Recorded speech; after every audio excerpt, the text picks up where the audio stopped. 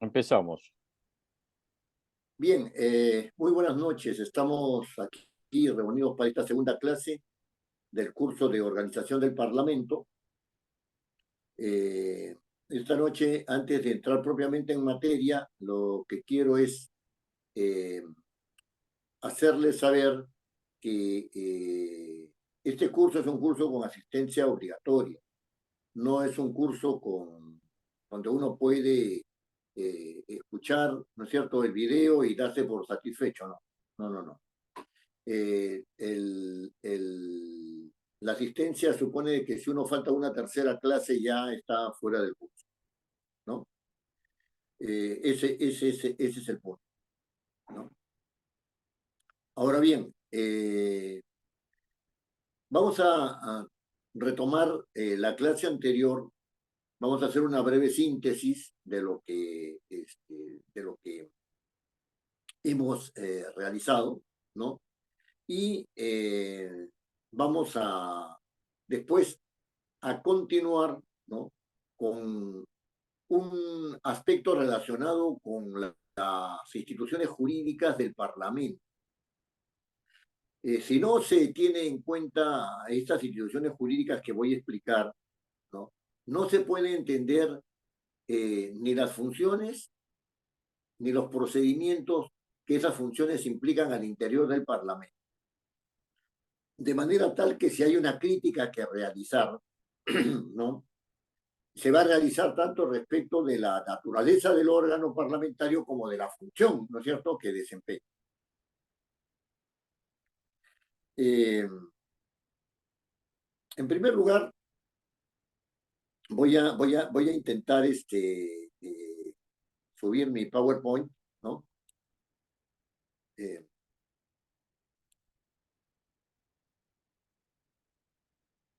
a ver, un ratito.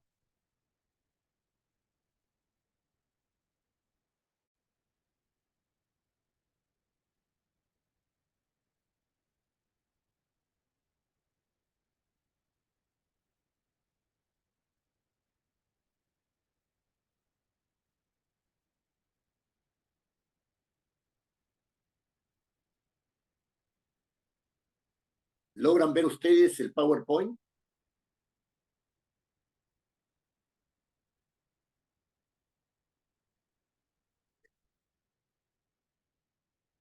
¿Lo logran ver? ¿Logran ver el No, no, PowerPoint? doctora.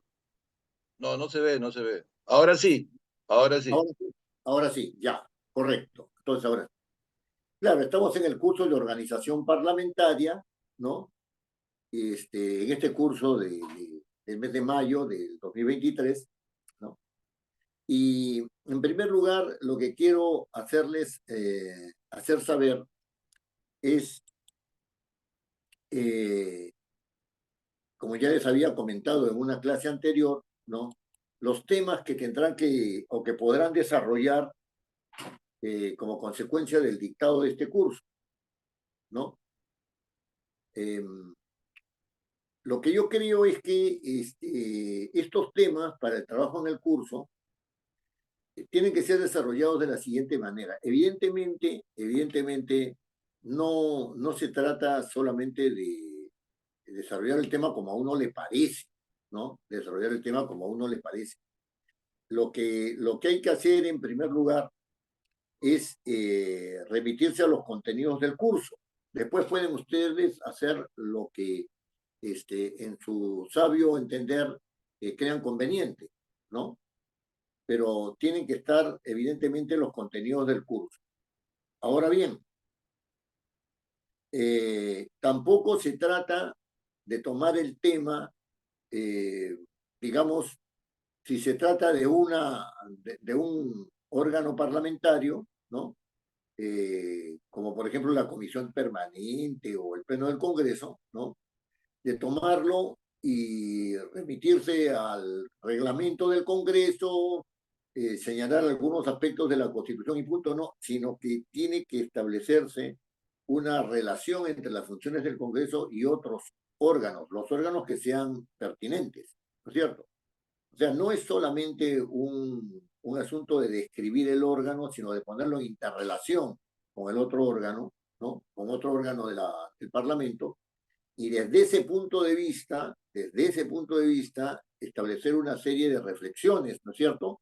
En razón de esa comparación, ¿no? Desde el punto de vista comparativo, establecer algunas eh, reflexiones que pueden llevar a algunas conclusiones y sugerencias, ¿no? Los temas que están, digamos, señalados, son 8 temas. Ustedes pueden escoger cualquiera de ellos, ¿no? Pueden escoger cualquiera de ellos. Me avisan qué tema han escogido, ¿no? Pueden hacerlo por el WhatsApp personal como pueden hacerlo por el WhatsApp institucional. No hay ningún problema, ¿no? Es el WhatsApp del curso. Los 8 temas son los siguientes. El primero es el Pleno del Congreso, ¿no? El segundo, la Comisión Permanente. El tercero, el Consejo Directivo. El cuarto, los grupos parlamentarios. El quinto, las comisiones en el Congreso. 6, la mesa directiva del Congreso. El séptimo es la presidencia del Congreso. Y el último es la Junta de Portavoces. Ustedes a lo largo del curso encontrarán evidentemente no solamente, digamos, las enseñanzas que se dan en él, sino también encontrarán bibliografía respecto de cada uno de estos puntos. Aparte de esto, si tienen conocimientos de carácter administrativo, evidentemente lo podrán hacer. Y si tienen conocimientos de política o de derecho o de sociología o de una ciencia que tenga que ver con estos temas centrales, evidentemente los podrán utilizar, ¿no?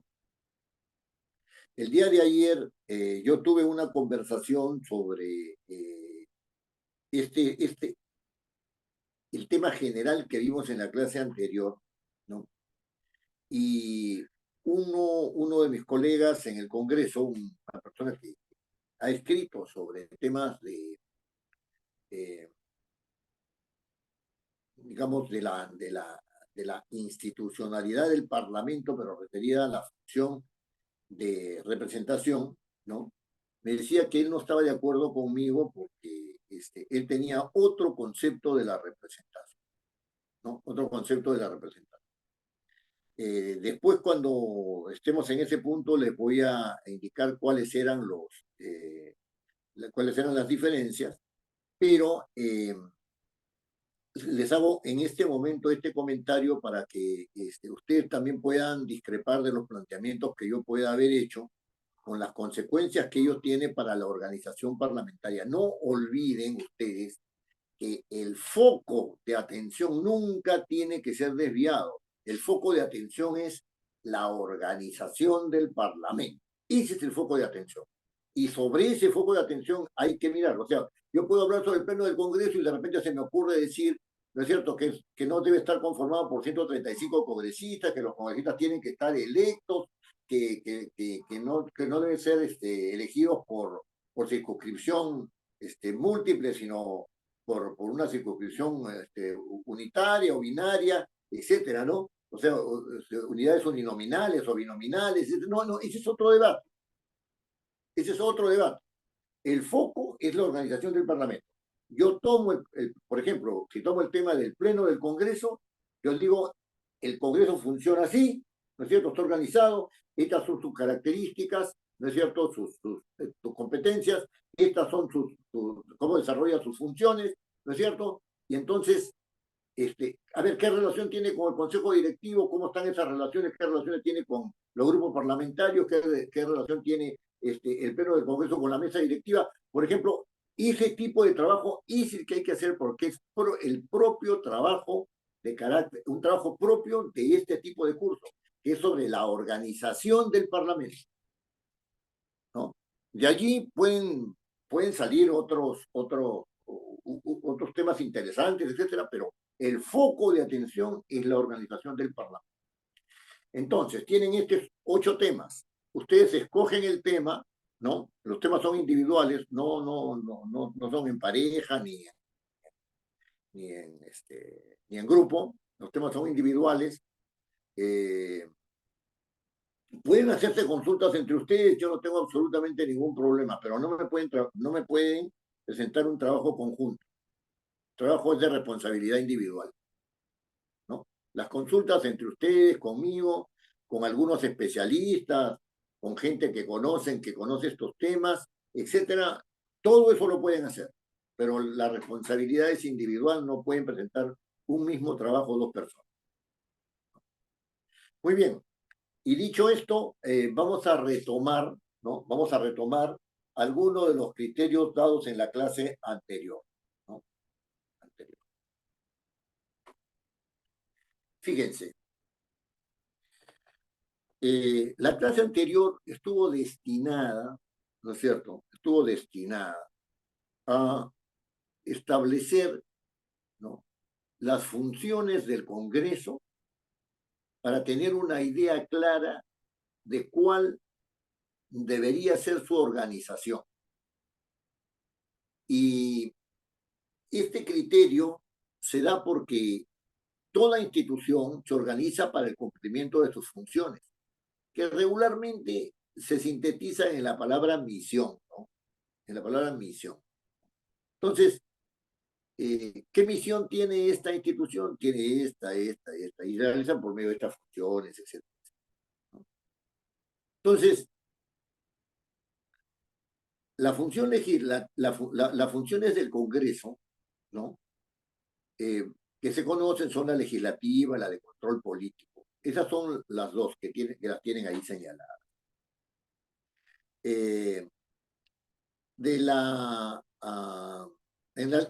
No he puesto la función de presupuestaria porque la he incluido dentro de la función legislativa porque el Parlamento viene para que se dé una ley, ¿no es cierto?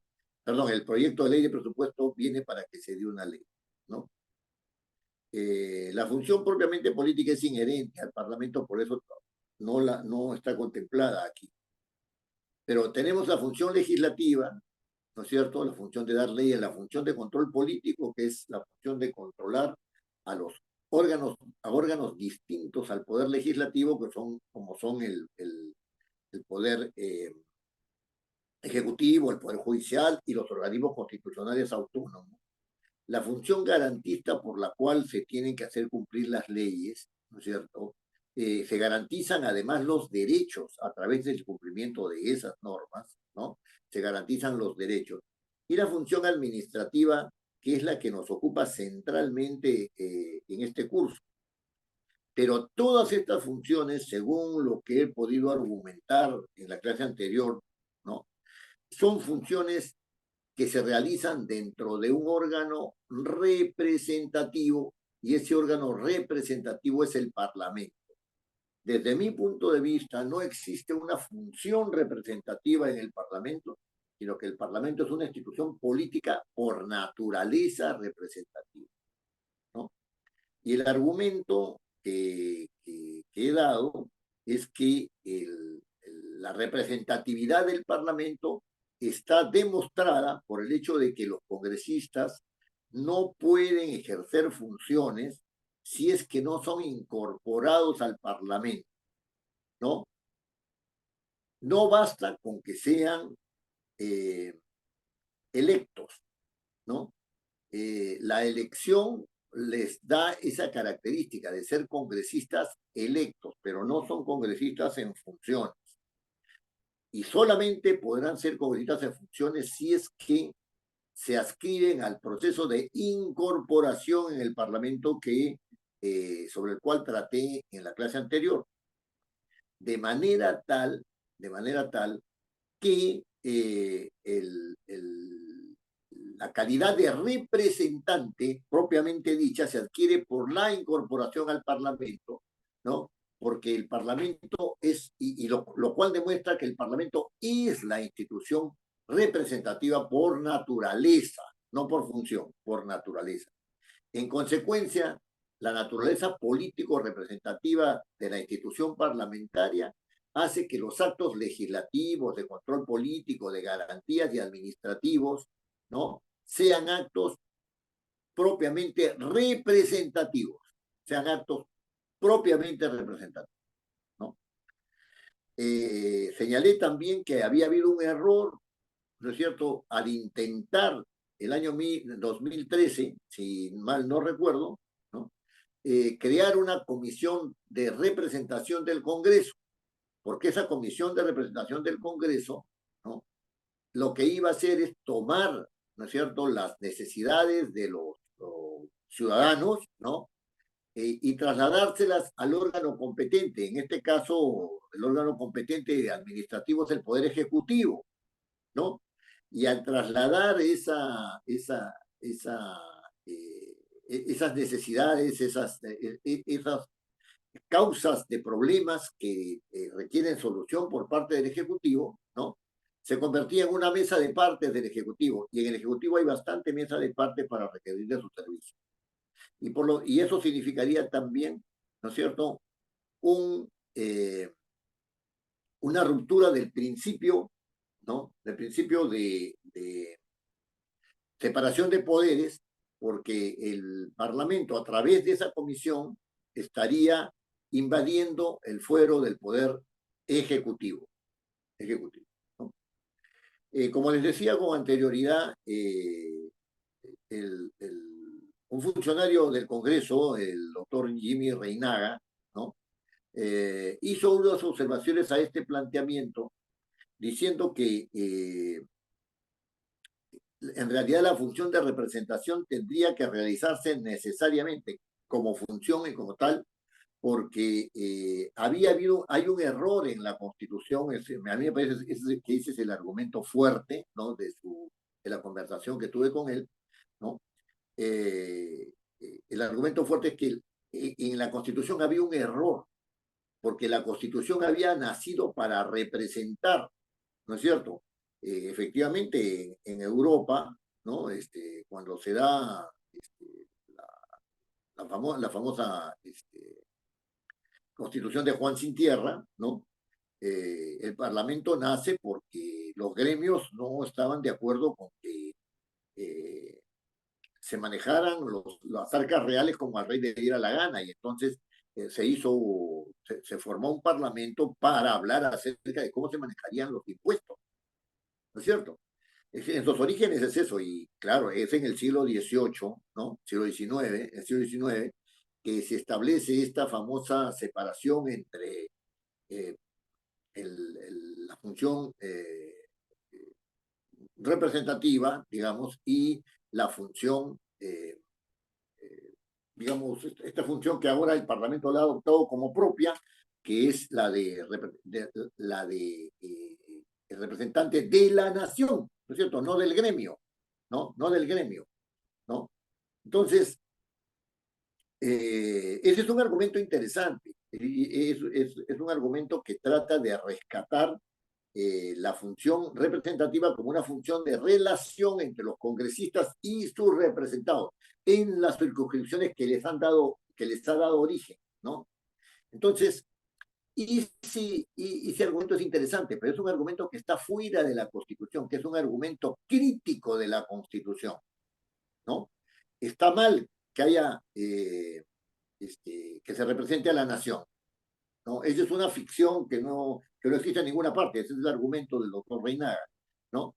Pero esa crítica a la Constitución, ¿no?, es una crítica desde mi punto de vista válida, pero que tendría efecto solamente si es que se diera una reforma constitucional, ¿no es cierto?, y se dijera que los congresistas representan a sus electores, cosa que en la Constitución actual no está, ¿no?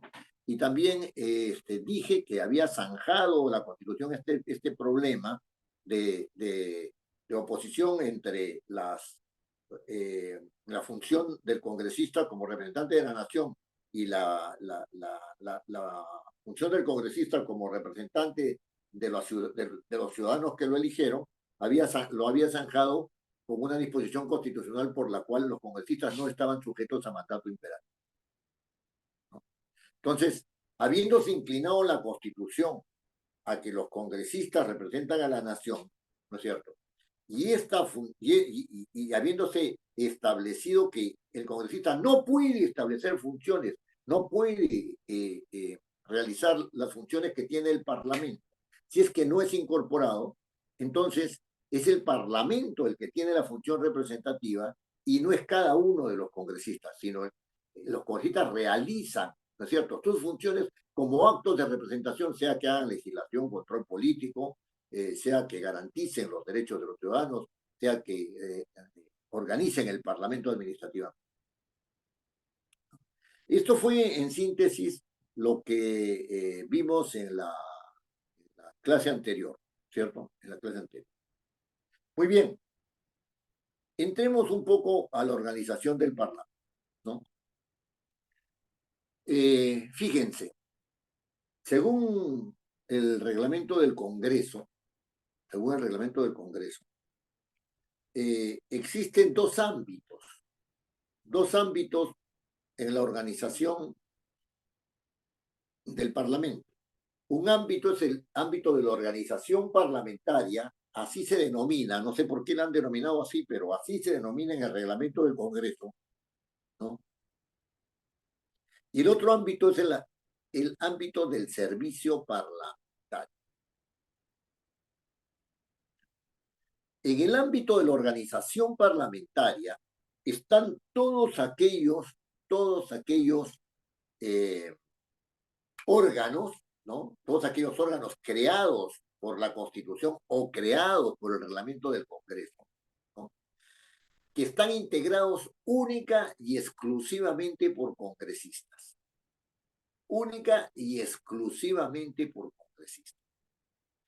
Es decir, son órganos donde se toman decisiones, ¿no es cierto? Decisiones, ya sea de carácter legal, función legislativa, ya sea decisiones de carácter de control político, ya sea decisiones de carácter administrativo, político-administrativas, no la administración en el sentido de provisión de bienes y servicios, etcétera, eso, no, sino que además se toman decisiones de carácter político, ¿no? Propiamente político.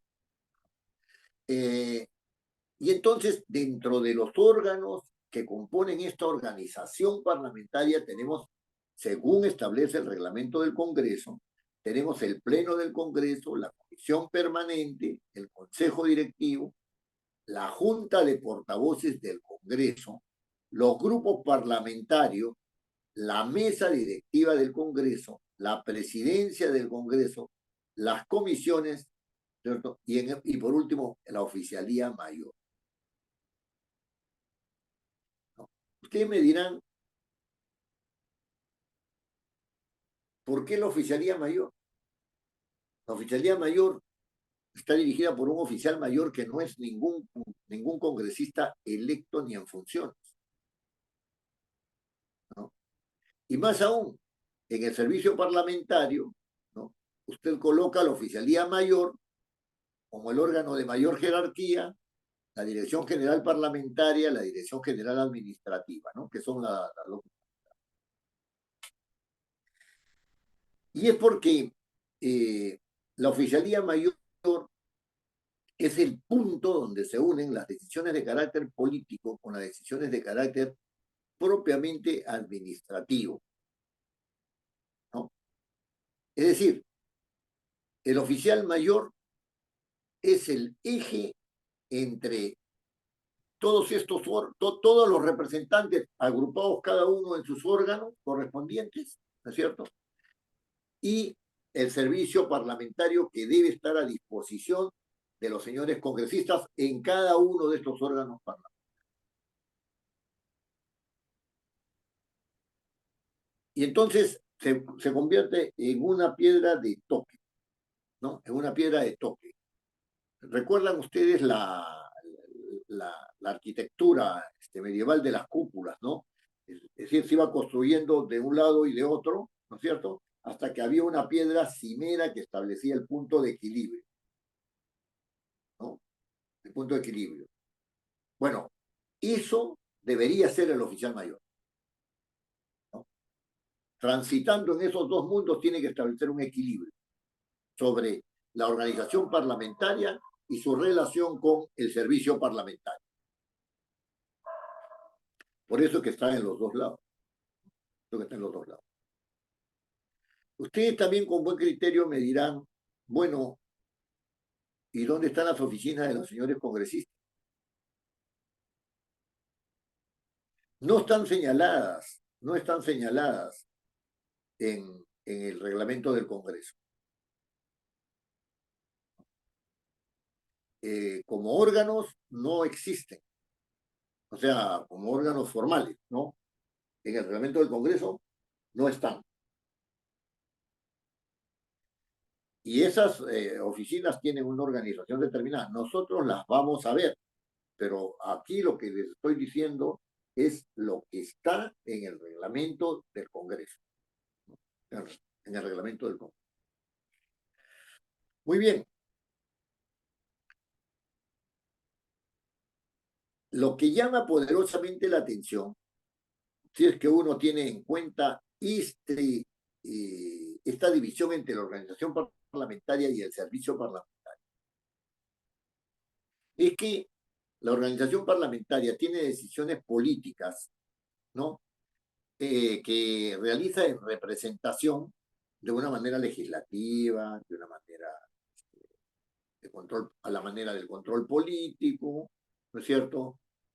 Tiene opiniones políticas sin necesidad de tener que legislar ni controlar, ¿no? Y además se da su propio reglamento.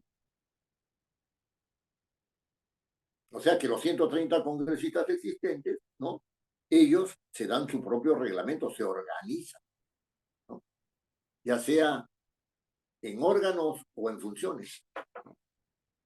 Y entonces, eso no sucede con el servicio parlamentario, ¿no?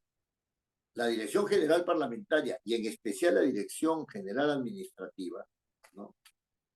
Utilizan diferentes normas existentes, ¿no es cierto?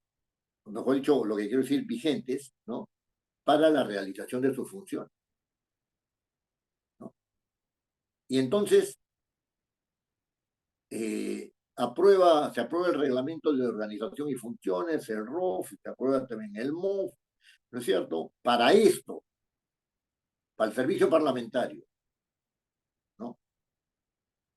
Y hay un reglamento interno del trabajo, etcétera, etcétera, ¿no? Entonces, nos estamos moviendo en dos ámbitos distintos. El servicio parlamentario no se mueve en el ámbito político, ¿no?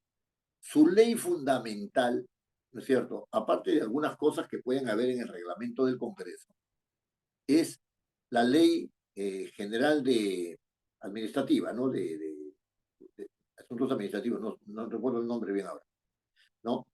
Y esta ley en muchos aspectos no alcanza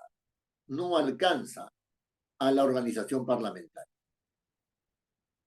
Yo estoy haciendo aquí una descripción, ¿eh? No significa que esté o no de acuerdo con cómo se maneja este asunto, ¿no?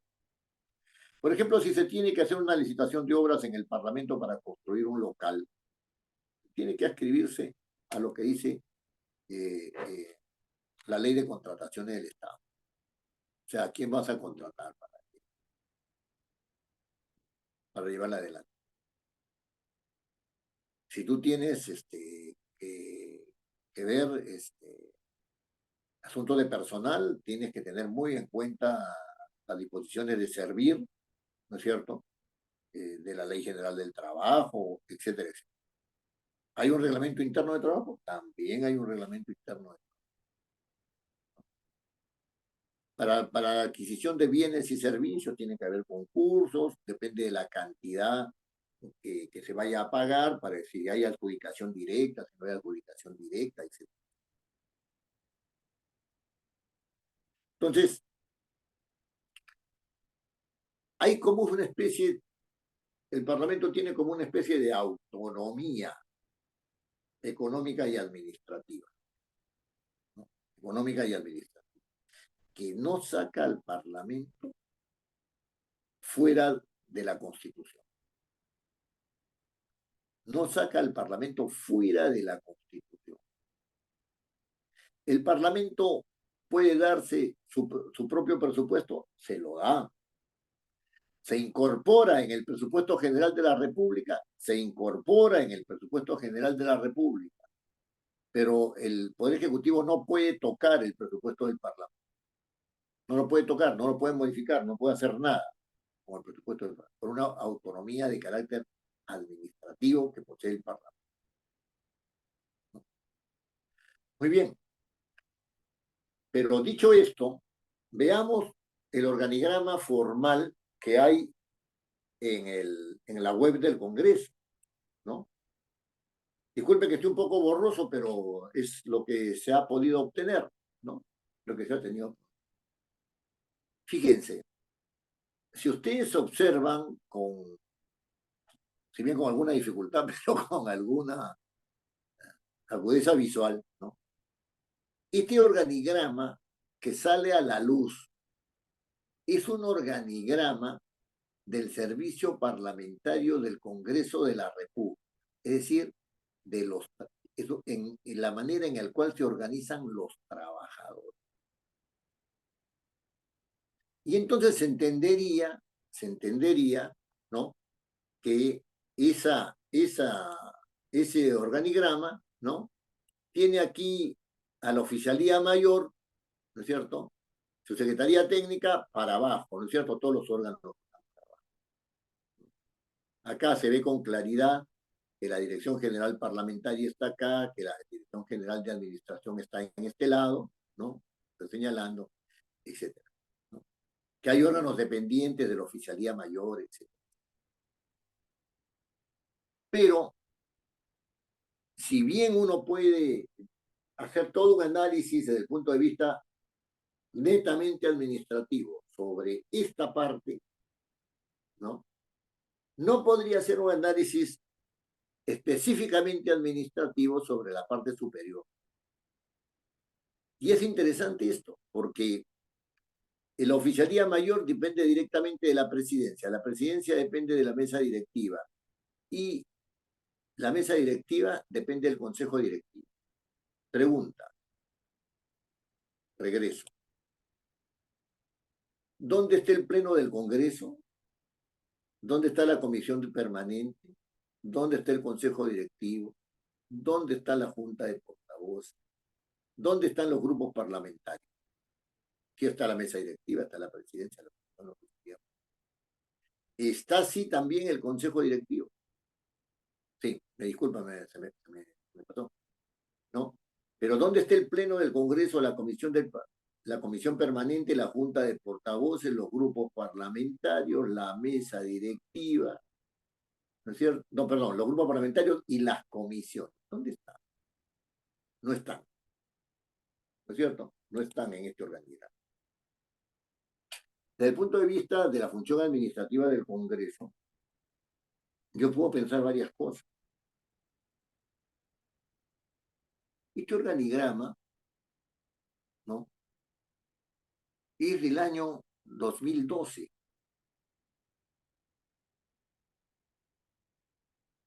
Y entonces tiene 10 años. Tiene 10 años. Este organigrama, ¿no? Fue aprobado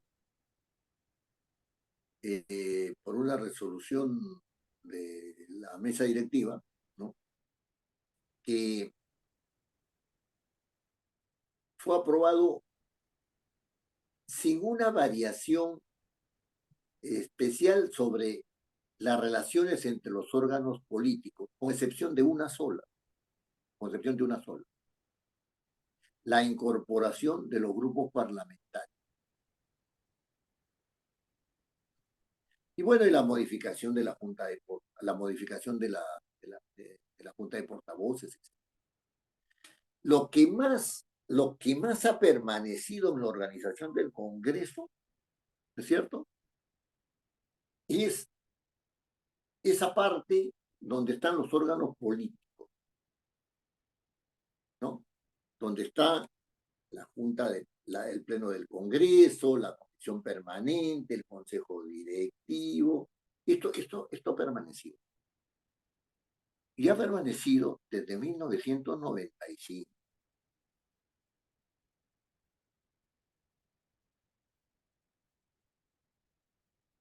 La hipótesis que yo vuelvo a reiterar a raíz de esta reflexión es que desde el año 1995, en que está vigente el reglamento del Congreso, lo que más ha variado, lo que menos ha variado es la organización del Congreso. Y el año 1995 estaba en el poder el Fujimorismo.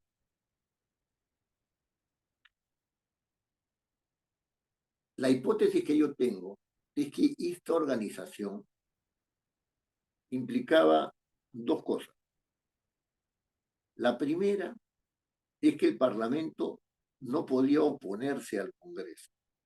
Perdón, no podía oponerse al Poder Ejecutivo. No debería oponerse al Poder Ejecutivo.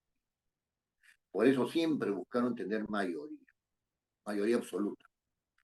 Y cuando no la tuvieron, compraban a parlamentarios. Como se hace ahora también, ¿no? Como se hace ahora. Y en segundo lugar, ¿no es cierto? Esta organización afecta los derechos de las minorías. Y si se quiere decir, afecta los derechos de la oposición. No existe régimen democrático donde la oposición deba estar, ¿no es cierto?, sometida, ¿no es cierto? En Alemania, por ejemplo, la oposición recibe una cantidad de dinero del Parlamento superior a la del oficialismo, porque el oficialismo, se entiende, ya tiene toda la fuerza propia de su relación con el Poder Ejecutivo. Entonces, la hipótesis es que esta organización no contempla una visión donde las minorías o donde las minorías o la oposición fueran necesarias para un equilibrio, ¿no es cierto?, al interior del Parlamento, o para una búsqueda, por lo menos, de equilibrio, para una voz distinta, ¿no es cierto?, dentro del Parlamento, sino que buscaban minimizar, ¿no? Minimizar eso. Y lo otro es que esa minimización, ¿no es cierto?, al interior del Parlamento significaba que el Parlamento no podía ser obstáculo para las políticas del Poder Ejecutivo. De manera tal que no estábamos ante un régimen republicano, donde el Parlamento fuera el primer poder del Estado, un régimen republicano. Porque no existe república sin Parlamento. Le quitas el Parlamento y ¿de qué república podemos hablar, ¿no?, si se cierra el Parlamento? Entonces, allí el Parlamento tenía que estar sometido. Y la visión que se tenía no era una visión exactamente republicana ni democrática. No, ni democrática. Este es un punto clave. Este es un punto clave para diferenciar políticamente los autoritarismos, ¿no es cierto?, los autoritarismos de los regímenes propiamente democráticos.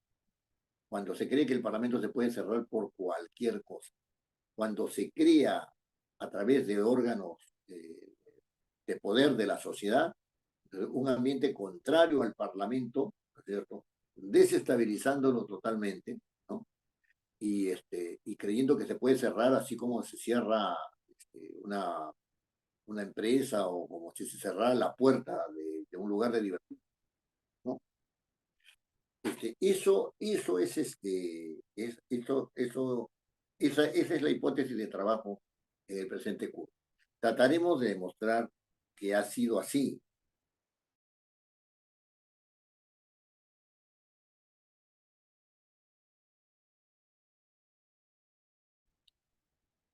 Muy bien. Cuando uno empieza a mirar la organización y quiere ver su funcionamiento, uno puede tener claro cuáles son los órganos. Y de hecho, aquí, con uno más u uno menos que se pueden haber pasado, estos son los órganos a través de los cuales, ¿no es cierto?, se dice que el Parlamento tiene una organización, ¿no es cierto? Y de hecho funciona con esa organización, ¿no? De hecho funciona con esa organización. Aquí se ve que esa organización no está visualizada por un organigrama que contemple los órganos políticos, perfecto.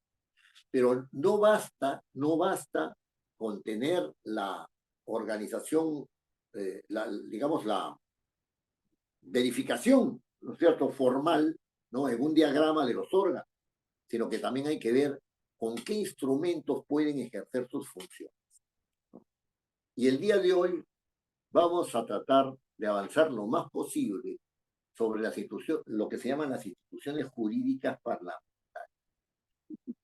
Instituciones jurídicas parlamentarias se traduce fácilmente de la siguiente manera. Son instrumentos que se utilizan, que tienen una base jurídica para realizar la función en el Parlamento, ¿no? No son los órganos, son instrumentos que se utilizan al interior de los órganos. Y estos que están viendo ustedes aquí en este PowerPoint, son los instrumentos que se utilizan para la realización de acuerdos en todos los órganos parlamentarios políticos. ¿Tiene que haber quórum? Sí. ¿Tiene que haber debate? Sí. ¿Se puede utilizar una cuestión previa, una cuestión de orden? Sí. ¿Tiene que haber votación? ¿Puede haber abstención? En su caso, ¿cuándo puede haber dirimencia? ¿Se puede reconsiderar esa votación? ¿Se puede reconsiderar la autógrafa? Etcétera. Estas son instituciones jurídicas parlamentarias que son, como les digo, recursos que tienen una base legal, por eso se llaman jurídicos, ¿no es cierto?, ¿no?, que se utilizan en cualquier sesión de cualquier órgano del Parlamento. Yo puedo tener un debate sobre una ley. Esa sesión, para que sea válida, tiene que tener quórum, los tiempos del debate tienen que estar distribuidos, se pueden plantear cuestiones previas, se pueden plantear cuestiones de orden. Hay que votar, perfecto. Yo pido reconsideración de la votación, lo puedo hacer. Cuando se va al Poder Ejecutivo, la autógrafa, el Ejecutivo puede observarla, sí, entonces el Parlamento tiene que reconsiderar esa observación del presidente de la República. ¿No es cierto? Ese es en el plano legislativo. En el plano del control político, ¿no? Se necesita quórum en las sesiones, se necesita debate y tiempo para debatir, se pueden plantear cuestiones previas, hay que abstenerse, se puede reconsiderar la votación, etcétera. Sí, no hay reconsideración de autógrafo porque de ahí, de las acciones de control no salen ley, no salen autógrafos. Doctor, sí, dígame. ¿Esta ley que usted habla está dentro del reglamento del Congreso? ¿Cuál ley? Perdón, ¿cuál ley? Lo que está diciendo todas las instituciones jurídicas parlamentarias. Todas están dentro del reglamento del Congreso. Toditas. O sea, usted cuando habla de ley, habla de lo que está dentro del reglamento del Congreso. O sea, los participantes pueden revisar en el reglamento del Congreso todo eso, ¿no? Pero perfectamente. Y por eso mismo, en esto que vamos a tratar hoy día, que es el quórum, el debate y los tiempos, la cuestión previa, la cuestión de orden, ¿no es cierto?, he colocado números a los costados. Y abajo hay una nota que dice, los números corresponden a artículos del reglamento del Congreso. ¿Ya? Entonces, gracias, doctor. No, qué ocurrencia. Gracias, don Arturo.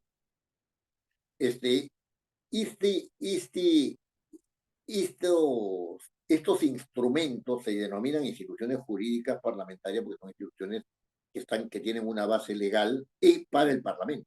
Pero son instrumentos legales para el desarrollo de la función parlamentaria. Se puede utilizar en cualquier órgano de la organización política. De hecho, el quórum y la votación de cajón. Los tiempos también, porque si hay debate, la cuestión previa si es que se crea conveniente, la cuestión de orden si es que se cree conveniente, etcétera, ¿no? La reconsideración de votación si es que se cree conveniente. Muy bien. Vamos a salir de este PowerPoint y vamos a empezar a conversar. Solamente una pregunta, ¿qué es cuestión de orden, doctor? Ahorita vamos a eso. Sí, ahorita vamos a ir uno por uno, lo vamos a ver.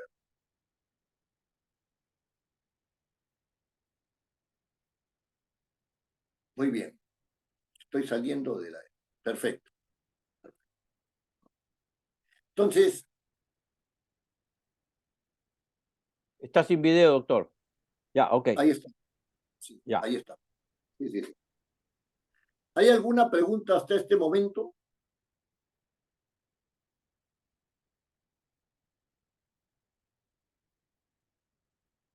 Muy bien. Entonces, empecemos por saber qué se entiende por quórum, ¿no? ¿Qué se entiende por quórum? Y fíjense ustedes que este asunto del quórum es un asunto sumamente importante, porque en ausencia de quórum, los acuerdos que se puedan adoptar no tienen ninguna validez. Si yo he aprobado una ley en el Pleno del Congreso sin quórum, puede hacer que mi viveza me resulte, pero si hay una persona avisada que dice, señor, no ha habido quórum, e interpone una acción, sencillamente se baja ese acuerdo. Entonces, este quórum, que es una condición de validez, también es una condición para el inicio de, y para las votaciones. No puede iniciarse una sesión cualquiera, sin quórum. Y no puede votarse un asunto que se sobreentiende debatido sin quórum.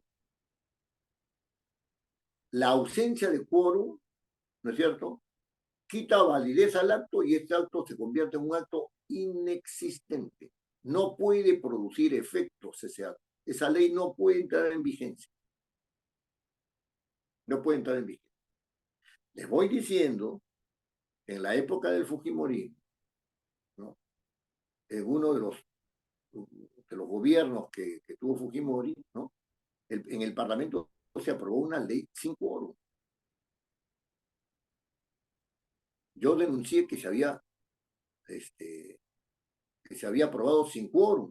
Nadie me hizo caso. Pero si una persona avisada establece que no ha habido quórum respecto de una votación para la aprobación de una ley, que esa votación se ha hecho sin quórum, ¿no?, entonces, sencilla y únicamente, si logra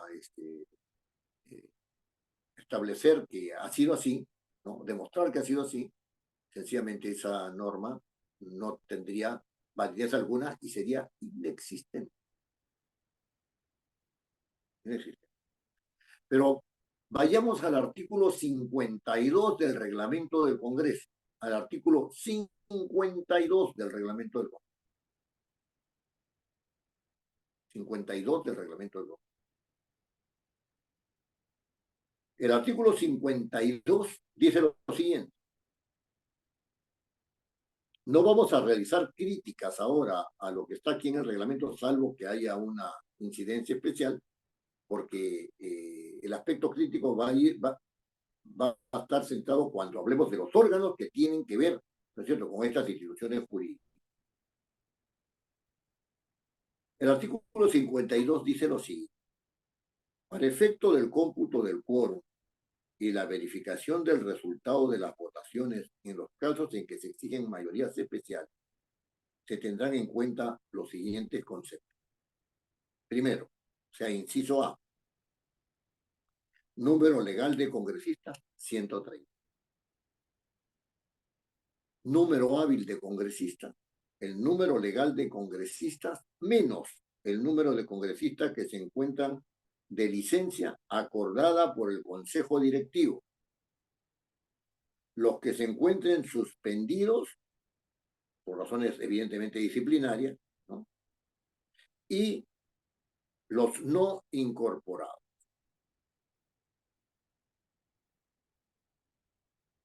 Para este efecto, ¿no es cierto?, se considera como licencia a todo congresista que esté fuera de la capital de la República, internado en clínica u hospital o enfermo en su domicilio con certificado médico en el momento de hacer el cómputo correspondiente, aun si no la hubiera solicitado.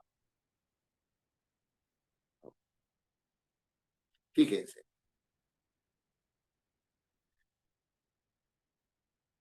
El número hábil de congresistas, ¿no es cierto?, se diferencia del número legal de congresistas para establecer el quórum. ¿Cómo se establece el número hábil de congresistas? Uno, los que están con licencia, acordada por el Consejo Directivo. Dos, si hay algún congresista que está suspendido, no puede ejercer funciones. Y tres, ¿no es cierto?, si hay alguno que no está incorporado todavía. Es decir, se han elegido a los 130 y resulta que hay uno que se ha enfermado, y no ha podido incorporarse, es decir, no ha podido pasar por el proceso de incorporación y por lo tanto no está. Pero vamos a ponernos en el caso porque eso es lo que sucede comúnmente, de que todos están incorporados. O sea que el número hábil sería el número legal de congresistas, ¿no es cierto?, menos aquellos que están con licencia o están suspendidos. Nada más. Y entonces yo tengo 2 con licencia, 1 suspendido, y entonces el quórum lo hago sobre 127 congresistas. Yo tengo 10 con licencia, ¿no es cierto?, y tengo 1 que está suspendido, 11. 130 menos 11 son 119. Sobre 119 establezco el quórum para el inicio de la sesión o para la votación. Entonces, después de explicar esto, ¿no es cierto?, dice el reglamento del Congreso, en ese mismo inciso B, bueno, ya es otro párrafo en realidad, porque lo han colocado al margen, dice, el quórum para la realización de las sesiones del Pleno es la mitad más 1 del número hábil de congresistas. O sea, descartados aquellos que están con licencia y descartados aquellos que están suspendidos, me da el número de hábiles. La mitad, ¿no es cierto?, más 1 del número hábil de congresistas es el quórum para el inicio de sesión. Si no hay este quórum, sencilla y únicamente, no puede haber sesión y no pueden haber acuerdos. Muy bien. Dice aquí, no se incluye en el número hábil a los congresistas autorizados a asistir a una comisión en las oficinas del Congreso, ¿no es cierto?, conforme al artículo anterior. El artículo anterior dice que se puede asistir mientras se está en una sesión, la comisión a la cual uno pertenece, uno puede estar en otra sesión, ¿cierto? Dice, autorizados a asistir a una comisión en las oficinas del Congreso conforme al artículo anterior. No se considera en el número de hábiles. Quiere decir que estos señores también entran para el cómputo de aquellos que no están comprendidos en el número de hábiles. Señor, yo tengo una sesión en el otro lado, una sesión de comisión a la par que en el Pleno del Congreso, no voy a estar en el inicio de la sesión, etcétera, etcétera, etcétera. Es uno. Entonces, tengo 3 suspendidos, por ejemplo, ¿no es cierto? Tengo 2 con licencia, son 5, y este que está en la sesión son 6. Entonces, como son 6, entonces yo hago el quórum sobre 124 para el inicio de la sesión. ¿No es cierto? Doctor, ¿qué pasa si es número impar? ¿Perdón? 123, si es número impar. Si son 23, 123. dice, es la mitad más 1. La mitad más, si son 123, la mitad de 123 es 61, ¿no? 61.5, ¿no? Exactamente. Claro, 61.5. El quórum no sería sobre 62, sino sobre 63. ¿Por qué? Porque cuando yo digo 61.5 y digo que el quórum es 62, no estoy sumando uno, sino que estoy sumando medio. Y si sumo uno, me da 62,5, ¿no es cierto? 61 más 1 es 62,5, ¿no? Entonces tengo que redondear a 63. Esa sería la lógica. Gracias. No ocurre eso. Entonces, ese punto, ¿no? Ese punto es un punto clave, ¿no es cierto?, para el funcionamiento del Parlamento. ¿Qué dice además el reglamento del Congreso sobre el quórum? ¿No? Dice lo siguiente.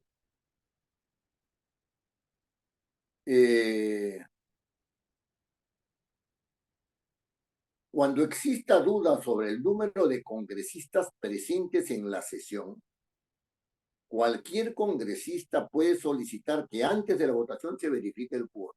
Es correcto.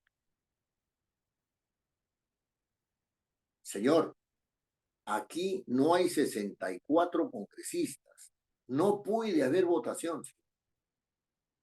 No puede haber votación. No puede haber acuerdo. El presidente agarra y dice, se deja el voto, continúa la sesión. Correcto, se deja el voto, hasta que estén 64 señores congresistas. Yo estoy describiendo lo que dice el reglamento. No he hecho absolutamente ninguna crítica hasta ahora. ¿Qué además dice? ¿Qué dice además el reglamento del Congreso en su artículo 52, penúltimo párrafo? Dice, el quórum para la realización de las sesiones de la Comisión Permanente y de las distintas comisiones del Congreso de la República es de la mitad más uno del número hábil de sus miembros. Sigue la misma lógica. Los acuerdos se toman con el voto de la mayoría simple de todos los miembros presentes al momento de la votación, incluido el voto del presidente. Fíjese que está hablando del quórum para la realización de las sesiones de comisión permanente y de las otras comisiones. Dice, es la mitad más uno del número hábil de sus miembros. Correcto. Los acuerdos, esto es votación, los acuerdos se toman por el voto de la mayoría simple de todos los miembros. En las comisiones no existen mayorías calificadas de votación. Las mayorías calificadas de votación solamente existen en el Pleno del Congreso. Solamente en el Pleno. Pero esto es un tema de votaciones que lo vamos a ver específicamente en la próxima clase, porque es un tema delicadísimo. Un tema delicadísimo que además tiene que ver con la estabilidad de los órganos parlamentarios. En el caso de producirse empate en la votación, el presidente tendrá un voto directo. Tendrá un voto directo. Sobre esto hay cosas escritas, ¿no? O sea, les voy a pasar algunos artículos para que ustedes puedan leerlo. Entonces, fíjense, sobre el quórum, para que funcione un órgano determinado del Congreso, integrado solamente por congresistas,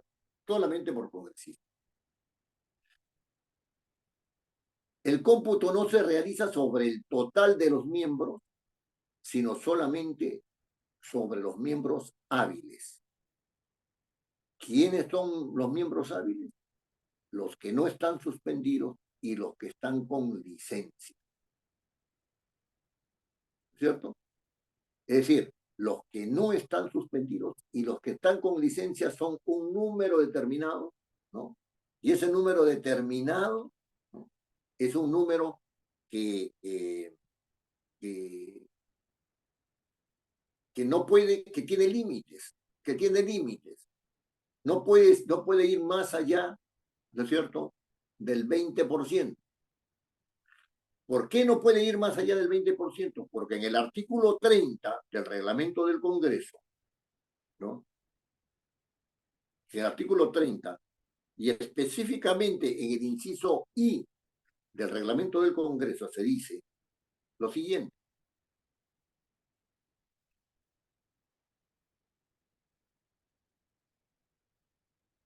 El Consejo Directivo tiene funciones y atribuciones. En el inciso E dice lo siguiente: acordar, atribución, acordar las autorizaciones de licencia, acordar las autorizaciones de licencia que por enfermedad o viaje que soliciten los congresistas.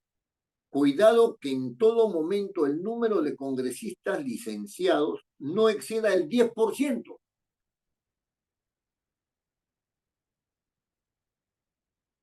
No puede ser, según esta primera disposición del inciso I, más de 13 congresistas los que pueden tener licencias en el Pleno.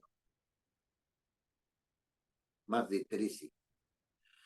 ¿No?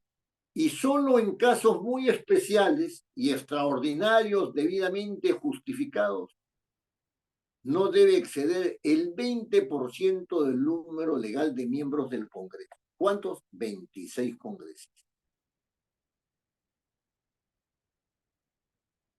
O sea que el Consejo Directivo, al cual se presentan las licencias, ¿no es cierto?, que dice que son por enfermedad o viaje, no hay otra.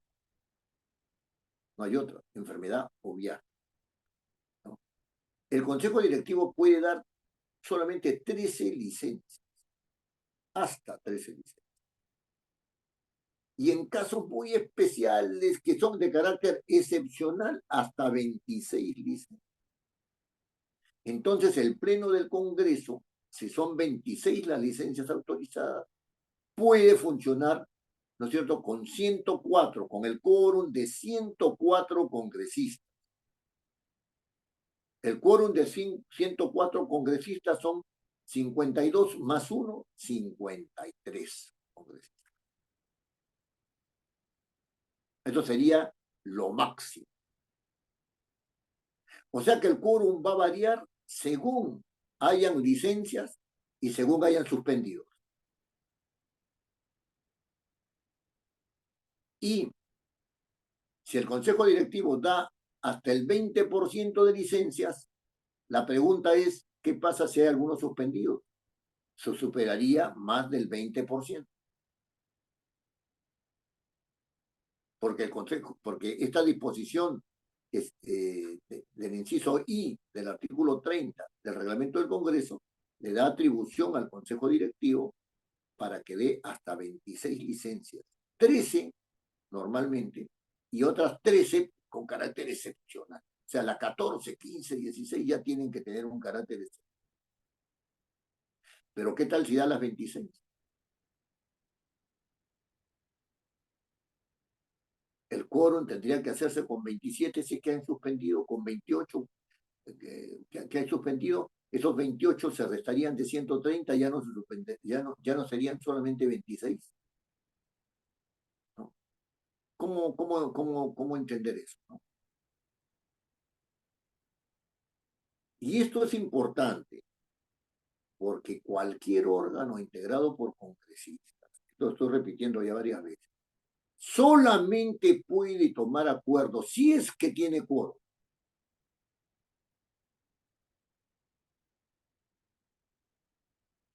Y cuando veamos las comisiones, vemos que este asunto del quórum adquiere características muy especiales porque en las comisiones tienen titulares y accesitarios. Pero lo dejo ahí porque no estamos viendo el tema de la comisiones.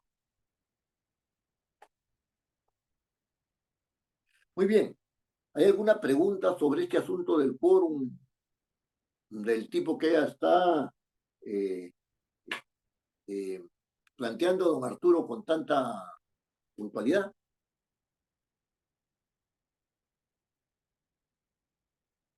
Bien, entonces sigamos. Vamos a hablar acerca de los debates del tiempo y tiempos parlamentarios. Al interior de los órganos, cuando uno realiza las sesiones, no solamente hay necesidad del quórum, que es fundamental, sino que también hay necesidad de la distribución de los tiempos. ¿De qué tiempo? De los tiempos de la sesión y de los tiempos de los congresistas. Los tiempos de la sesión se vienen dando en el sentido de que algunos parlamentarios, algunos presidentes han utilizado una especie de primera hora, ¿no?, para debates de carácter político. Es un tiempo parlamentario. Y después venía la orden del día, que es la sesión, ¿no? Algunos otros no, de frente han ingresado, ¿no?, informando acerca de algo que le resultaba interesante a la representación,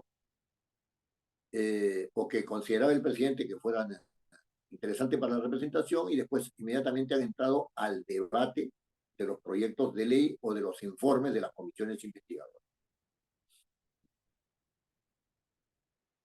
Esos son los tiempos, digamos, de la sesión.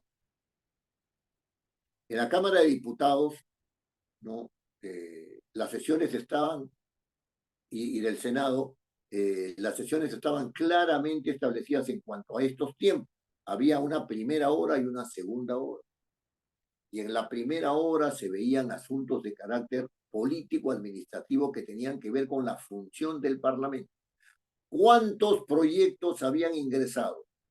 ¿A qué comisiones se les había enviado? ¿No es cierto? Se votaba la sugerencia del presidente para enviarlo a una comisión u a otra, y podía la gente oponer, los congresistas podían oponerse a que fuera esa comisión, y después eso se sometía al voto rápidamente. Era un proceso muy rápido. Era un proceso muy rápido.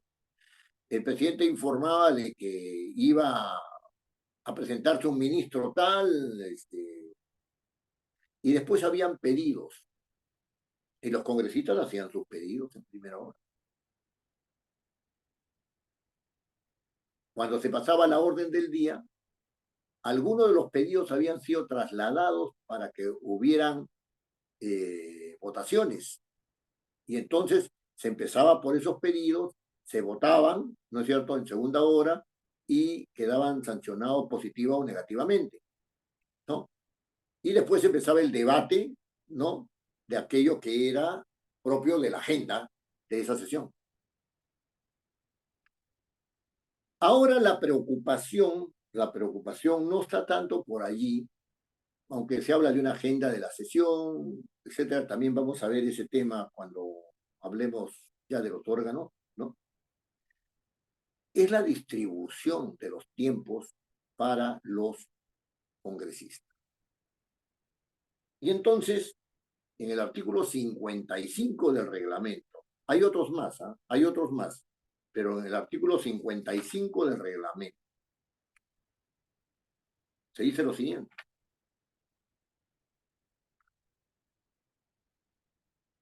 A ver, ubico acá el 55, aquí está. En el debate de los asuntos contenidos en la agenda de las sesiones, se observan las siguientes reglas. Y entonces estoy en el inciso B, en el tercer párrafo. Dice lo siguiente. Pongan atención. En el Pleno se pone a debate un dictamen, ¿no es cierto? Regularmente es eso lo que sucede. No se pone a debate un proyecto de ley. Se pone a debate un dictamen sobre el proyecto de ley. Si se ha exonerado del dictamen, entonces ahí sí puede entrar directamente el proyecto de ley, pero es una exoneración. Se entiende que es inusual exonerar un proyecto de ley. Y de ese tema de la exoneración del trámite de comisiones es un tema que vamos a ver con detalle. Fíjense. En el Pleno del Congreso, si el dictamen o informe es por unanimidad, o sea, todos los miembros de una comisión han convenido en aprobar ese dictamen sin ninguna oposición. Y eso también vamos a ver después en las votaciones, cuando hay unanimidad, cuando no hay... Perdón.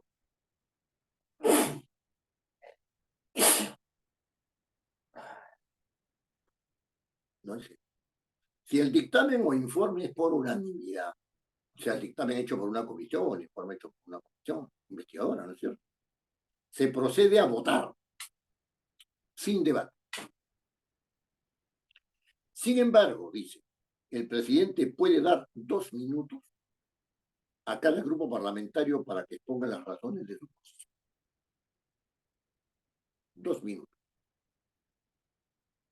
Tiempo parlamentario, ¿no? Tiempo de debate.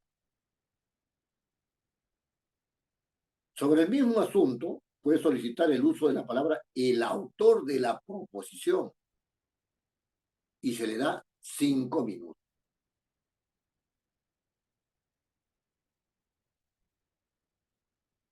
El resto de los congresistas que deseen intervenir lo harán de acuerdo con el sistema acordado por el Consejo Directivo.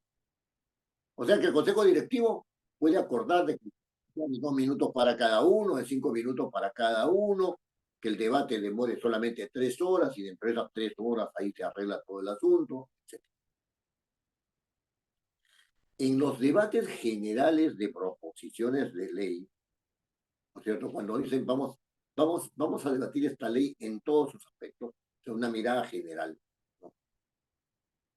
Solo podrán intervenir los voceros designados por los grupos parlamentarios. No el vocero del grupo parlamentario, sino el vocero designado por el grupo parlamentario para ese caso, para ese debate, para esa proposición, por espacio no mayor de 10 minutos. O sea que sobre el dictamen, ¿no es cierto? Sencillamente, si es por unanimidad, 2 minutos. Si no es por unanimidad, sobre el mismo asunto puede solicitar el uso de la palabra del autor, se le dan 5. Si quieren hablar otros miembros, eso depende de lo que establezca el Consejo Directivo, ¿cierto? Si quieren intervenir los voceros del grupo parlamentario, porque el debate es un debate de carácter general, ¿no es cierto? Entonces, a esos voceros de los grupos parlamentarios, ¿no es cierto?, se les da 10 minutos a cada uno.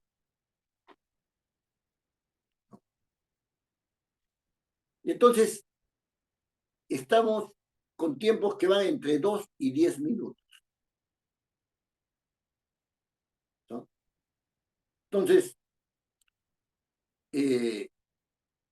eso hay que tenerlo muy en cuenta, ¿no? Hay que tenerlo muy en cuenta, porque esas son, ¿no es cierto? Esas son las reglas del juego. Esas son las reglas del juego. Después el Consejo Directivo, ahí en el inciso C de este mismo artículo, ¿no es cierto? Estamos hablando del artículo 55, el inciso C dice que el Consejo Directivo tiene una de sus atribuciones para acordar que pueden hacer uso de la palabra los congresistas que lo soliciten por no más de 5 minutos. O sea, el Consejo Directivo puede, pero si concede el uso de la palabra para un debate determinado a los grupos parlamentarios, cada miembro del grupo parlamentario tiene 5 minutos, nada más, ¿no es cierto? Y se distribuye el tiempo máximo entre los miembros del grupo parlamentario. El grupo parlamentario tiene 5. Cada uno tiene 5 minutos, son 25 minutos para ese grupo parlamentario. Tiene 70. Entonces, 5 minutos, 5%, 350 minutos para ese grupo parlamentario. ¿Se dan cuenta? Entonces, y además, el Consejo Directivo es el que autoriza a los voceros del grupo parlamentario si es que pueden hacer uso de 10 minutos. O sea, el asunto de los tiempos parlamentarios para el debate, está entre los 2 minutos si es que se ha aprobado por unanimidad. Y si no está aprobado por unanimidad, entonces estamos dentro de los 5 minutos por cada grupo parlamentario. ¿Es cierto? Los voceros 10 minutos. Listo. Se acabó. Entonces, aquí el tema del debate está, digamos, a la base de un criterio cuantitativo, ¿no? El debate se mira por la cantidad de minutos que deben intervenir las personas. Esto es una manera de ver efectivamente la distribución del tiempo. Efectivamente, una manera pero no es la única. Pero no es la única manera de distribución del tiempo.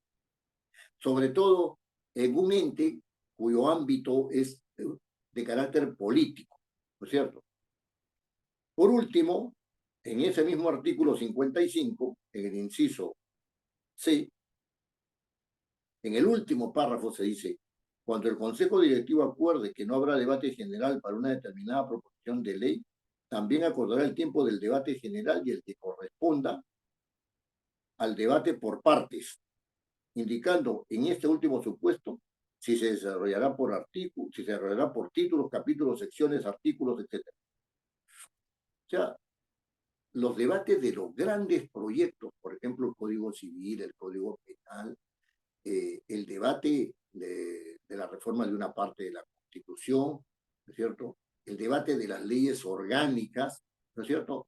En cuanto a tiempos, está en manos del Consejo Directivo, a criterio de los miembros del Consejo Directivo. Ahora, esto eh, está mirado desde el punto de vista del tiempo parlamentario para la función legislativa.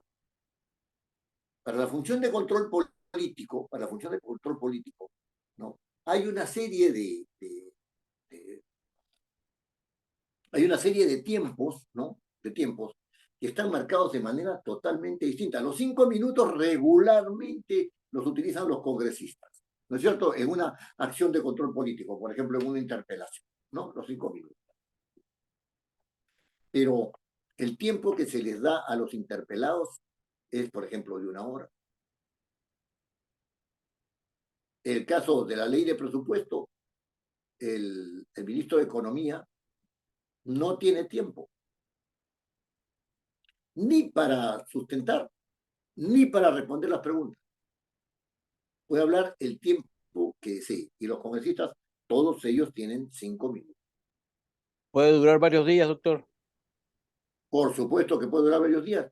Si a un ministro se le ocurre que la negociación está muy difícil con el Parlamento, le puede indicar a un ministro que hable por 3 horas, al otro que hable por 4 horas, al otro que hable por 5 horas, porque no hay tiempo.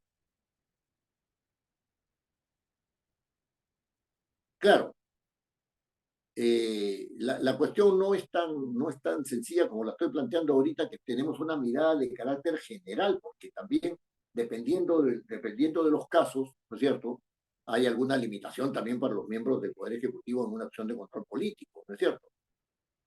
Hay algunas limitaciones, pero digamos que los tiempos de control político se mueven entre los 5 minutos y el tiempo indefinido. Eso lo vamos a ver con detenimiento también. Eso lo vamos a ver con detenimiento, porque cuando se habla del Pleno del Congreso, los tiempos son importantes. ¿Por qué? Para la realización de sus funciones. ¿Por qué son importantes?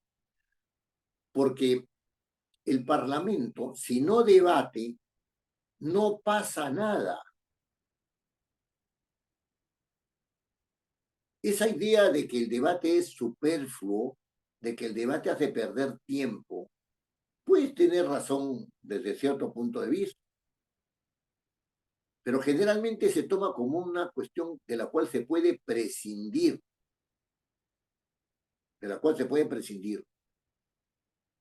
No, no se puede prescindir del debate, no se puede prescindir del debate. La esencia del debate parlamentario es la puesta en palabra. La puesta en palabra. ¿Qué significa eso? Que yo opongo,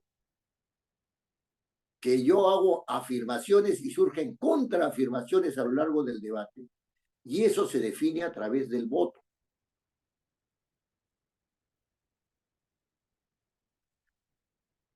Vamos a tener una visión crítica de este aspecto cuando entremos a ver los órganos en el Parlamento, porque el tema de los tiempos hace que funcione o no funcione bien un órgano parlamentario.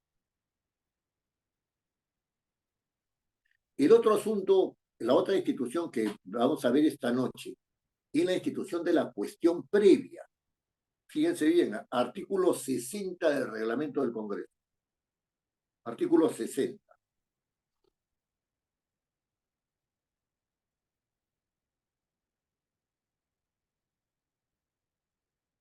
Recuerden que todos se les ha enviado el reglamento del Congreso para En que su última puedan versión. seguirnos con las clases. Gracias. Sí, esa es en su última versión, ¿no? Está en su última versión. Pero tomen nota y reléanlo, si es que no lo tienen a la mano. O sea, es importante que lo revisen.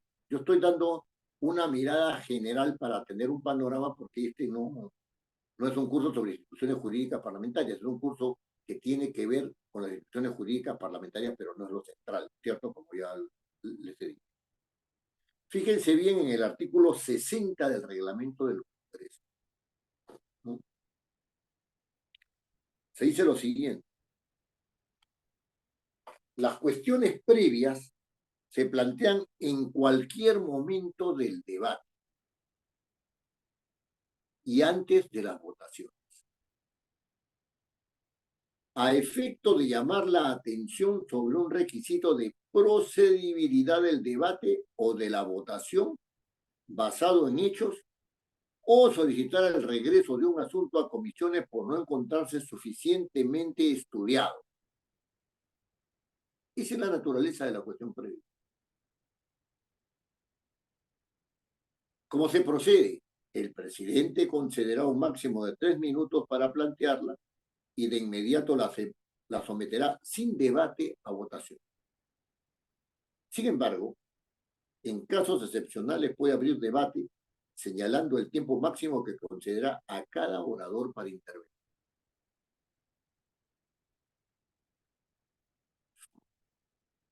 Fíjense bien, entender bien esto, ¿no? Entender bien esto.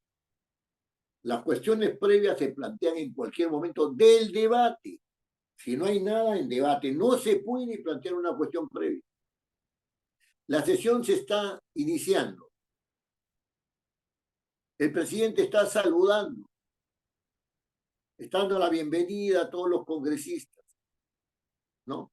Les está reiterando su deseo de que haya concordia en los debates, de respeto, etc. Y un congresista que está en su curul agarra y dice: señor presidente, cuestión previa. No procede porque no hay nada en debate. No hay nada en debate. Una vez que se ha iniciado el debate de un dictamen en el Pleno del Congreso, allí sí, en cualquier momento puede haber una cuestión previa.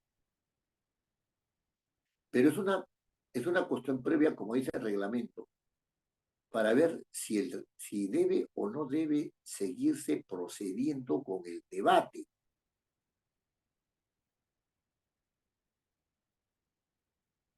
Es un requisito de procedibilidad del debate.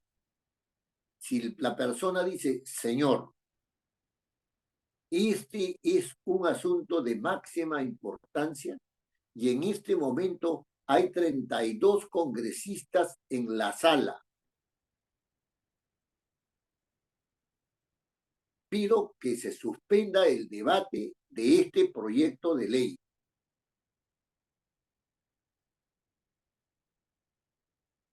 Al voto.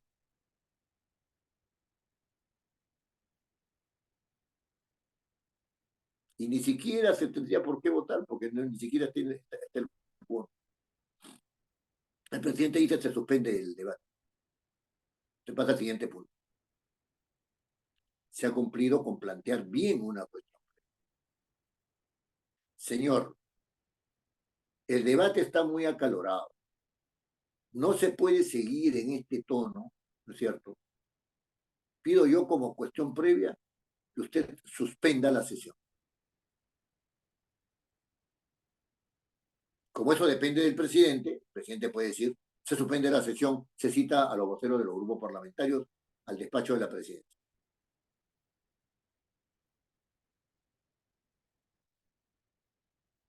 Otro congresista puede decir: señor, ¿sabe qué? Este proyecto de ley es un proyecto de ley, el proyecto de ley que ha dado inicio a este dictamen que venimos debatiendo, ¿no es cierto? Es mucho más rico que el dictamen. Ha sido desnaturalizado. Yo pido, señor presidente, que este proyecto, que este dictamen vuelva a comisiones para mejor estudio. El presidente dice, al voto. Y el voto determinará si es que vuelve a comisiones o si es que se queda todavía en debate. Pido, señor, por cuestión previa, que pase a un cuarto intermedio. Pasa a un cuarto intermedio. Se va a un cuarto intermedio del debate, lo puede determinar el presidente. Pero todo por cuestiones previas que tienen que ver con la procedibilidad del debate. No puede plantearse una cuestión previa sobre el fondo del asunto. Señor, como cuestión previa pido que se coloque este artículo en vez del otro. No, no puede, no se puede. Porque eso no es un requisito de procedibilidad. Esa es una discusión sobre el fondo, sobre la materia sobre la cual se está debatiendo.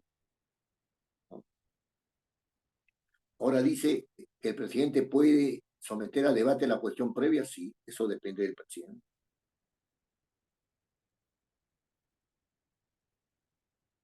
¿Puede desestimar una cuestión previa? Sí puede desestimar una cuestión previa. El ejemplo es el anterior. Señor presidente, pido que se reemplace este artículo por el otro como cuestión previa. Desestimada la cuestión previa porque eso no es una cuestión previa. No tiene la naturaleza de cuestión previa. Y la puede desestimar por él mismo.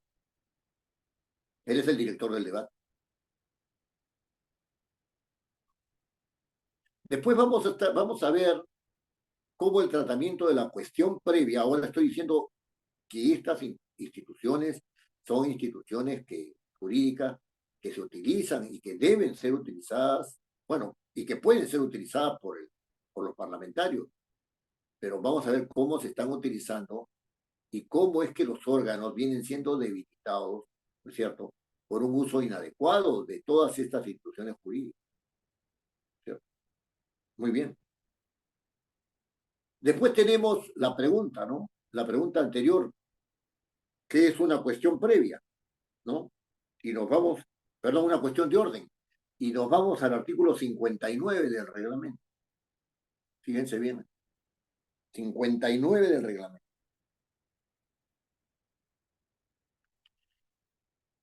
En cualquier momento del debate, si hay algo en debate, ¿no? Con excepción de aquel en que se desarrolla la votación, durante la votación no se puede, ¿no? Los congresistas pueden plantear una cuestión de orden a efecto de llamar la atención sobre la correcta interpretación y aplicación del reglamento del Congreso.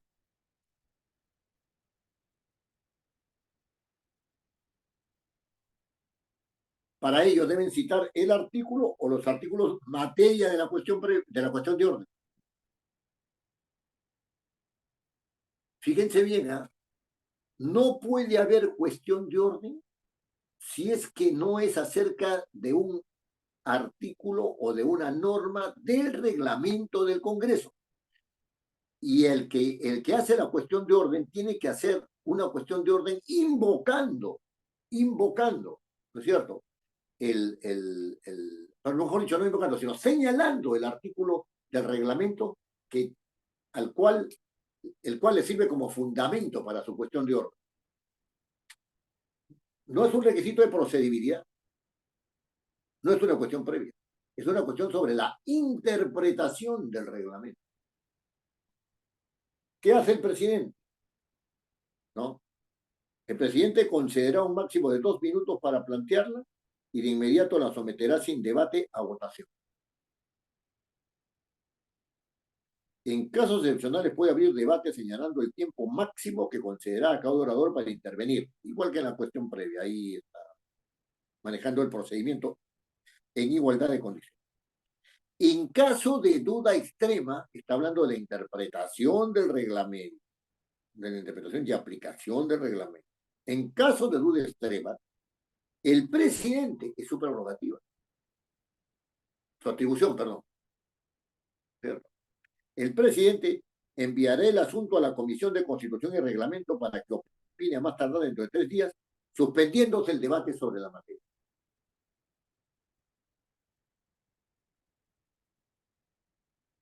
Las decisiones del Pleno en materia de cuestiones de orden serán registradas por la Oficialía Mayor del Congreso. Pueden ser invocadas en casos análogos que se planteen en el futuro. Es decir, constituyen precedentes. Constituyen precedentes.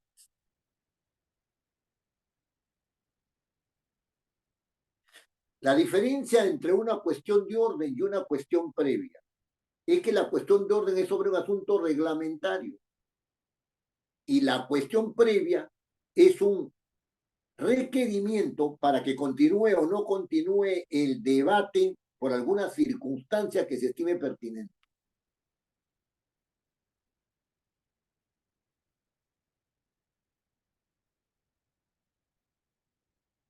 Entonces, las consecuencias también son distintas, ¿no? El procedimiento es igual, las consecuencias son distintas. Ah, señor, se ha interpretado el reglamento de esta manera. Entonces hay que invocar esa interpretación de esta vez, ¿no es cierto? De esta vez, o la que ha hecho la Comisión de Constitución para sucesivos casos.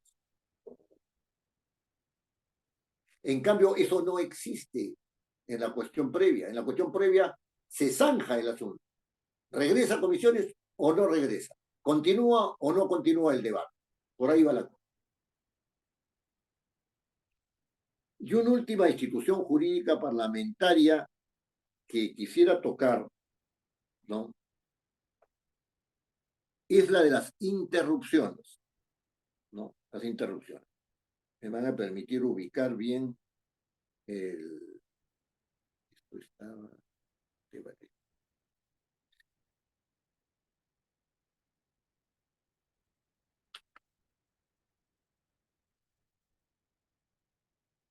Muy bien. Artículo 55 del reglamento, inciso D. Inciso. Las interrupciones serán concedidas por el presidente a solicitud del congresista que se encuentre haciendo uso de la palabra. Interrupción. ¿No? Interrupción. Y entonces, en esa interrupción, el señor presidente agarra y dice, señor congresista, el congresista fulano de tal está pidiendo una interrupción. ¿La concede usted o no? No, señor presidente, no concedo una interrupción. Señor congresista, la interrupción no le ha sido concedida. Continúe usted. Continúa el otro congresista hablando. Señor congresista, no podrán exceder de 1 minuto las interrupciones. Y estas interrupciones se descuentan del tiempo del congresista que está hablando.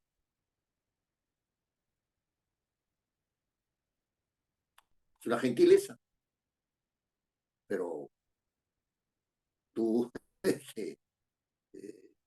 corres con tu tiempo. ¿No? No proceden las interrupciones sobre interrupciones, así como también las cuestiones previas sobre cuestiones previas y procede cuestiones de orden sobre cuestiones de orden.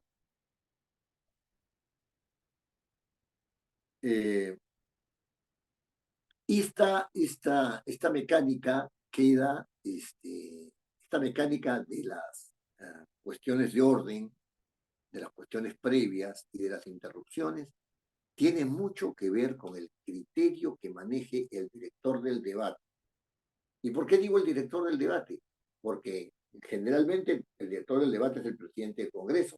El presidente del Congreso, por una razón o por otra, puede ausentarse y lo toma el vicepresidente. O sea, el vicepresidente es el director del debate. Si el vicepresidente también se va, el segundo vicepresidente y así el tercer vicepresidente. O sea, y ellos son los directores del debate y son responsables del debate en ese momento. Bien, Hemos, hemos hablado hoy día sobre estas instituciones jurídicas parlamentarias y la próxima vez vamos a hablar acerca de la votación y concluido este asunto acerca de la votación y las consideraciones a la votación, etcétera, ¿no? Vamos a entrar de plano en el tratamiento del Pleno del Congreso, ¿no? Del Pleno del Congreso. Todo esto que estamos diciendo acerca de las funciones y de las instituciones jurídicas parlamentarias, ¿no es cierto?, tienen que ver con la apreciación que podamos hacer acerca de la organización y de las funciones de los órganos del Parlamento. ¿Hay alguna pregunta respecto a lo explicado?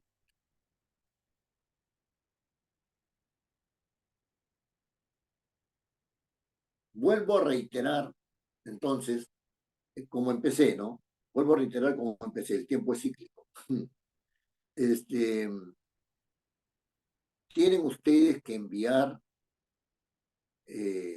hasta la próxima clase el título, o vamos, la materia que va a tener su trabajo, ¿no? Materia de la cual va a tratar su trabajo.